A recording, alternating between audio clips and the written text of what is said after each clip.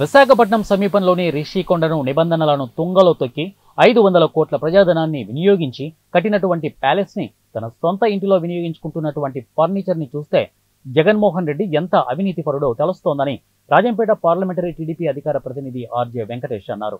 అధికారాన్ని అడ్డం పెట్టుకుని రాబో 30 సంవత్సరాలు తానే అధికారంలో ఉంటాననే భ్రమలో మాజీ ముఖ్యమంత్రి జగన్ చేసినటువంటి అక్రమాలు, ప్రజాధనాన్ని దుర్వినియోగం చేసినటువంటి సంఘటనలు ఒక్కొక్కటి బయటపడుతున్నాయని అన్నారు. గతంలో తెలుగుదేశం పార్టీ అధికారంలో ఉన్నప్పుడు అసెంబ్లీ స్పీకర్గా పనిచేసినటువంటి కోడెల శివప్రసాద్ మీద అనేక ఆరోపణలు చేసి ఆయన మరణానికి దారితీసిన జగన్మోహన్ రెడ్డి వైసీపీ అధికారం చేపట్టగానే చేసిన దోపిడీకి వైసీపీ వాళ్ళే సమాధానం చెప్పాలని డిమాండ్ చేశారు.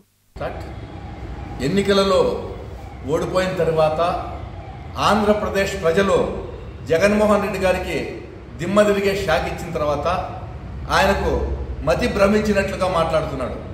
ఈరోజు ఈవీఎంలో మోసాలు జరిగినాయని, ఈవీఎంలో ట్యాంపరింగ్ చేశారని ఆయన మాట్లాడడం ఏదైతే ఉందో దానిని మేము తీవ్రంగా ఖండిస్తున్నాం.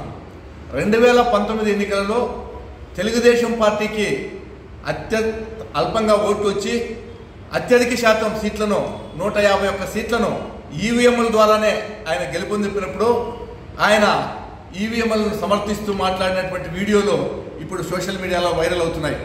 అదేవిధంగా ఈరోజు ఓడిపోయాక దిక్కు తెలియక ఈవీఎంల మీద నెపం పెడుతున్నాడు. ఈరోజు జగన్మోహన్ రెడ్డి గారి తాపానికి ఆయన చేసినటువంటి ప్రజా వ్యతిరేక పాలనకు నిదర్శనంగా ప్రజలిచ్చిన తీర్పుని ఆయన ఇంతవరకు కూడా అర్థం చేసుకోలేదు.